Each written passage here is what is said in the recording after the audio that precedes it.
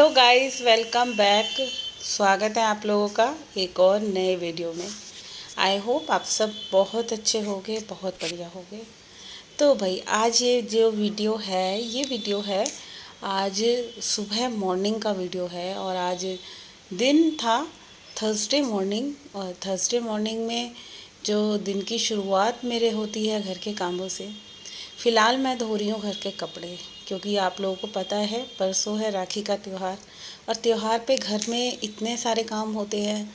कुछ काम बाहर के होते हैं, शॉपिंग का, सजने का, संवरने का।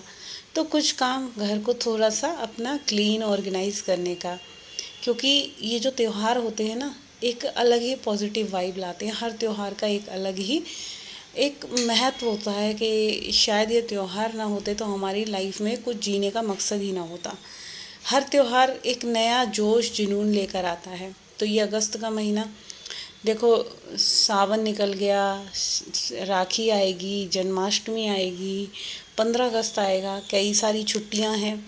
और भाई बहुत सारे त्यौहार भी हैं। तो त्योहारों पे मेन काम ये होता है कि आपके घर में गेस्ट आएंगे, आप किसी के घर जाओगे, जैसे कि मई के।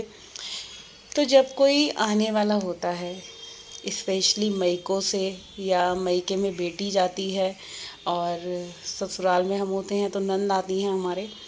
तो भाई ये होता है कि आप सोचते हो अपना घर अच्छे से साफ़ रखें, क्योंकि कोई आपके घर में आएगा तो वो देखेगा आपने कितने अच्छे से अपना घर रख रखा है, कितनी साफ़ सफाई रख रखी है। क्योंकि त्यौहार का मतलब एक यही नहीं है कि हम सज कर बैठ गए। और उससे ज़्यादा स्पेशल ये है कि हम औरतों को अपने घर का बहुत ज़्यादा ध्यान रखना पड़ता है, स्पेशली कोई फेस्टिवल आता है। क्योंकि भाई त्योहारों पे यही रहता है कि घर हमारा अच्छे से चमके, कोई भी रिश्तेदार आए तो हमारे घर की थोड़ी सी बढ़ाई भी कर दे, देख के अच्छा लगे भाई कि हाँ, घर तो अच्छे से ही साफ़ कर रखा है। तो भाई राखी का त्यौहार है, मैंने सोचा घर की थोड़ी सी डीप क्लीनिंग कर ली जाती है, जो कि मैं कई दिन से थोड़ी थोड़ी कर भी रही हूँ। छोटे छोटे टुकड़ों में हमेशा मैं अपने घर की सफाई करती हूँ। एकदम मैं कोई भी काम बर्डनेबल नहीं फैलाती, क्योंकि भाई ज़्यादा काम फैला लो ना, अकेले आप करने वाले हो तो बहुत ज़्यादा दिक्कत हो जाती है, आप थक जाओगे। और हमेशा हम औरतें वैसे भी थोड़ा बहुत काम करके थक जाती हैं, और जब ज़्यादा काम कर लें तो और ज़्यादा थकावट थकावट सी महसूस होती है। तो मेरा तो मानना ये है भाई, छोटे छोटे टुकड़ों में आप अपने घर का काम करो और अच्छा लगेगा, और आपको थकान भी नहीं होगी। तो कल गई थी मैं पार्लर अपना थ्रेडिंग वैक्स वगैरह करवाने, क्योंकि मई के जाना है राखी पे। और मई के जाने की तो एक अलग ही खुशी होती है, ये तो आप लोगों को सबको ही पता है। मई का एक ऐसी जगह है कि जहाँ सारे भाई बहन मिलते हैं, चाहे हम 2 घंटे को मिलें या 3 घंटे को मिलें, तो एक अलग ही अच्छा लगता है ना, एक सुकून सा मिलता है। मन करता है अपने भाई बहनों के साथ अपना बचपन वाला जीवन हम जो है बिता लें। तो इसीलिए ये त्यौहार जो हैं हमारे बनाए गए हैं। फ़िलहाल सबको नाश्ता वगैरह करवा के सब चले गए अपना अपना ड्यूटीज़ पे। बच्चे स्कूल गए हैं, कार्तिक कॉलेज चला गया, हस्बैंड शॉप पे चले गए। मैं लगी हूँ घर का काम करने।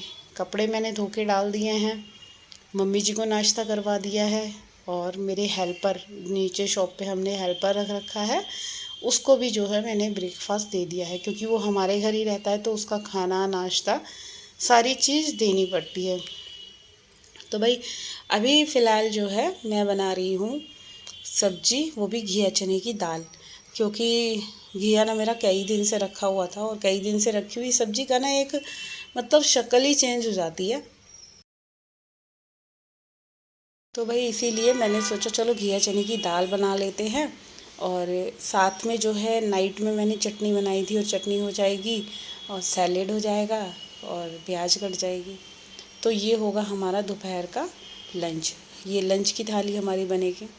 तो यहाँ मैं कपड़े धोने के बाद मैंने सबसे पहले सोचा क्यों ना मैं सब्ज़ी बना देती हूँ, घिया चने की दाल बना देती हूँ। और अच्छा एक चीज़ और है, अभी बताना आप लोग बरसात के टाइम में आप लोगों के जो टमाटर आ रहे हैं भाई, वो कितने अच्छे आ रहे हैं, कितने ख़राब आ रहे हैं। क्योंकि बहुत बार टमाटर सही निकल रहा है, बहुत बार ख़राब निकल रहा है। ज़्यादातर क्या होता है बरसात में, टमाटर जो होता है ना वो अंदर से ख़राब होने लग जाता है। तो यहाँ मैं टमाटर को ना सूंघ सूंघ कर कट कर रही हूँ।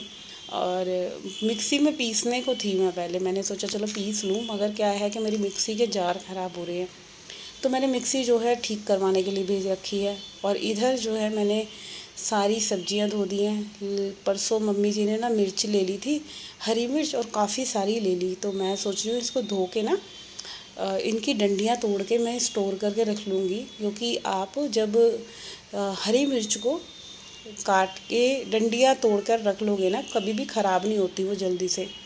तो यहाँ मैं सब्ज़ी बनाती हूँ ज़्यादातर मस्टर्ड ऑयल में, और सरसों के तेल में जब सब्ज़ी बनती है तो इसकी एक अलग ही खुशबू आती है। और साथ ही साथ मैं यहाँ पे जो है अपने लिए बना रही हूँ ग्रीन टी, क्योंकि पता है काम करते करते आप जब थोड़ा सा लोनली सा फील करते हो तो अपने आप से बातें करती हूँ मैं काम करते करते, और अपने आप को मोटिवेट करने की कोशिश करती हूँ कि मैं बोर ना हूँ, और बात करते करते अपने आप से ही मन में बात करती हूँ, ग्रीन टी बना के पी लेती हूँ और मज़ा भी आता है, अच्छा लगता है पीते पीते। कुछ सोचती रहती हूँ, कुछ गुनगुनाती रहती हूँ, और ऐसे ही धीरे धीरे करके जो है काम मेरे हो जाते हैं।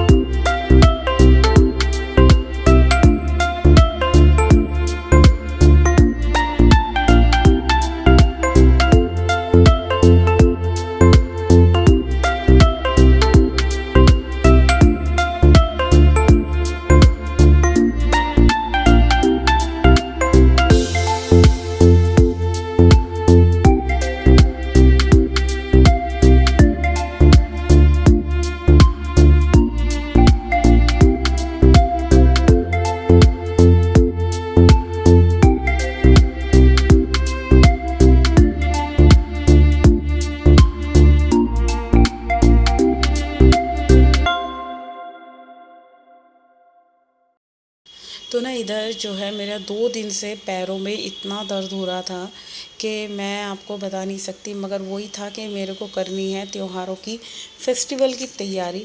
और त्योहार है भाई साल भर का, तो घर गंदा भी नहीं छोड़ा जा सकता, क्योंकि घर की जो काया है वो पलटने में थोड़ा सा टाइम लगता है। हर चीज़ आपको, घर के फ़ैन क्लीन करने हैं, घर का कोना कोना चमकाना है। तो भाई पता नहीं क्या हुआ है, पैर में जो है मेरी एड़ी में बहुत ज़्यादा पेन है। तो भाई मेरी मम्मी ने बताया कि पैर की जो है अपना जो वो आता है ना फिटकरी के पानी से सिकाई करनी है, गुनगुने पानी में, गर्म पानी में। मैंने जो है 2 दिन पैर डिप करके उसको सेक लगाया है, तो काफ़ी हद तक जो है मेरे पैर में ना आराम पड़ा है और थोड़ा सा रिलीफ फील कर रही हूँ। तो मैं सोच रही हूँ कुछ दिन मैं ऐसे ही रोज़ जो है रात के टाइम पे पानी की सिकाई करूँगी, और पैर का दर्द शायद में भी ठीक हो जाए। और इतने दर्द के बाद भी सच्ची बताऊँ, मैंने परसों घर की इतनी सफाई करी, डीप क्लीनिंग करी, मम्मी जी का रूम साफ़ करा, हॉल वगैरह क्लीन करा। तो छोटे मोटे काम इतने सारे हो जाते हैं ना कि आपको मैं बता नहीं सकती। आपकी तबीयत भी ख़राब है बट उसके बाद भी आपको घर के इतने सारे काम करने हैं। तो भई आज बहुत ज़्यादा गर्मी हो रही थी और इस गर्मी में जब काम करने पड़ते हैं तो ऐसे लग रहा था बस जल्दी से काम ख़त्म हो जाए और रेस्ट करने को मिल जाए। तो इधर भाई आज मैंने जो है सोफ़े के कवर वगैरह चेंज करने थे, तो मैंने सोचा क्यों ना मैं आज धो लेती हूँ, कल तो फिर मैं 2 रूम की जो है बेडशीट धोऊँगी।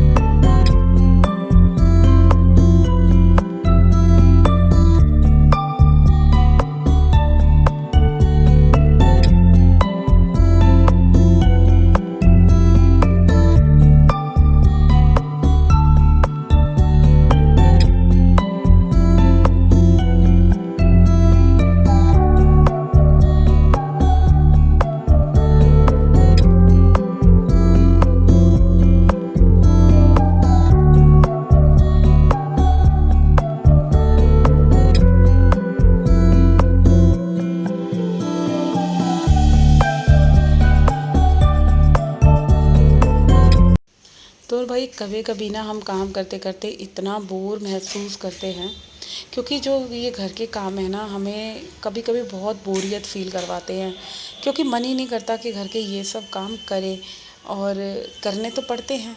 तो इस बीच तो कभी कभी मन से ये सवाल आता है कि भाई हम क्या घर को संभालने के लिए ही पैदा हुए हैं?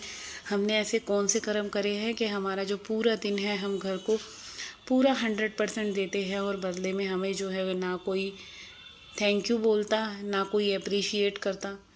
तब ना बड़ा मूड ख़राब हो जाता है। आप इतना सारा काम करते हो और घर पे जब पतिदेव ऑफिस से आएँ या बाहर से आएँ और एक बार भी ये नहीं बोलते कि यार घर बहुत अच्छा कर रखा है, तब आपका ना मन टूट सा जाता है। आपने चाहे जितना मर्जी काम कर रखा हो और आप हस्बैंड से पूछो आपको कुछ चेंज लग रहा है घर में, तो उनका जो मतलब रिप्लाई आएगा वो आएगा, मुझे तो कुछ ऐसा नहीं दिख रहा। क्योंकि भाई वो करते नहीं हैं और उन्हें कुछ पता भी नहीं है कि घर तुमने कैसे चमकाया है, कितनी मेहनत करी है, कितने घंटों की मेहनत लगी है इस घर को घर बनाने में। ये सिर्फ बात एक औरत ही जान सकती है, एक गृहिणी ही जान सकती है। इसके अलावा मुझे नहीं लगता कि कोई और जान सकता है, क्योंकि ससुराल में हर एक इंसान आपकी कमियां निकालने के लिए बैठा होता है।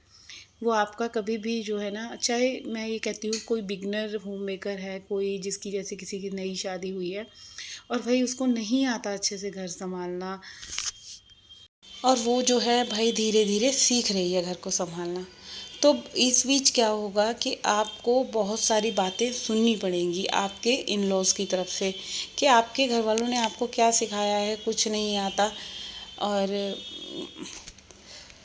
और जब आप ऐसी बातें सुनते हो ना तो बड़ा दिल पे एक ना चोट सी पहुंचती है। ऐसे लगता है कि हाय हम कहाँ ही आ गए। तो भाई ये होता है हमारा, हम लोगों का जो होता है ना माइंड नेगेटिव हो जाता है। और ससुराल में जब हमारी कोई, हम जितना मर्जी काम कर ले भाई हमारी कोई अप्रिशिएट नहीं करता, तो और ज़्यादा दिल को हर्ट होती हैं ये चीज़ें। तो इंसान, औरत क्या होती है कि एक ना अकेली सी पड़ने लग जाती है। उसे लगता है कि मेरे तो सपोर्ट में भाई कोई भी नहीं है, और मुझे जैसे कुछ आता भी नहीं है या कम चीज़ें आती हैं, और चलो नहीं भी आती तो एक होता है ना कि सिखा दे, चलो सिखा दो, थोड़ा बहुत चीज़ें सीख जाएं। मगर वही रहता है कि यहाँ आपका कोई जो है ना, कोई ना तो सिखा सकता है, बस आपकी कमियां ही निकाल सकते हैं ससुराल में। ससुराल एक ऐसा चैप्टर है, मुझे ऐसा लगता है कि ससुराल में आपकी कमियां निकालने के लिए ही सब बैठे होते हैं, चाहे कोई भी रिश्ता हो। तो भाई औरत को सब चीज़ें सीखनी पड़ती हैं, कुछ मजबूरी हो जाती हैं और कुछ जो होता है ना, जब सर पे पड़ती है तो औरत जो होता है ना एक सुपर वुमेन बन के निकलती है। अब मेरे को सीखने में 20 साल लगे हैं, बहुत चीज़ें, घर को समेटना, संभालना, हर रिश्ते को जो है देखना कि कितना उस रिश्ते में हमारी जो है इम्पोर्टेंस है। तो भाई क्या होता है कि हम जब सबके ताने सुन सुन कर बोर हो जाते हैं और पक जाते हैं, पहले आंसू आएंगे, कई साल आंसू निकलेंगे, कोई जरा सा ससुराल में कुछ कह देगा, इतना रोते हैं, इतना रोते हैं कि पता नहीं किसी ने हमें क्या ही कह दिया है। बट जब हम पक्के हो जाते हैं फिर हमारे को मतलब आंसू निकलते ही नहीं है, क्योंकि हम स्ट्रांग हो गए। हमें भाई पता है इस इंसान की आदत ऐसी है और अब हमें कोई फ़र्क पड़ने वाला नहीं है।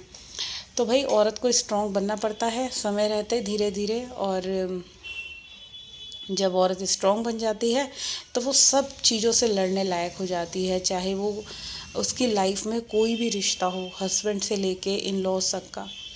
जब औरत ससुराल में अपने आप को पूर्ण रूप से समर्पित कर देती है, उसके बाद भी उसकी कोई वैल्यू नहीं होती, तब वो औरत जो है ना अंदर से शेरनी बन जाती है धीरे धीरे करके, कि अब भाई उसको कोई फ़र्क नहीं पड़ने वाला, कोई कितना भी उसको जो है ना कुछ बोले, कुछ कहे, वो तो अपनी लाइफ में अब खुश है। और मेरे साथ भी यही हुआ, इतने साल के दुख दर्द सहने के बाद आखिरकार 19-20 साल में अब जो है मैं अपनी लाइफ एंजॉय करती हूँ, अपने घर के काम करती हूँ मस्त होके।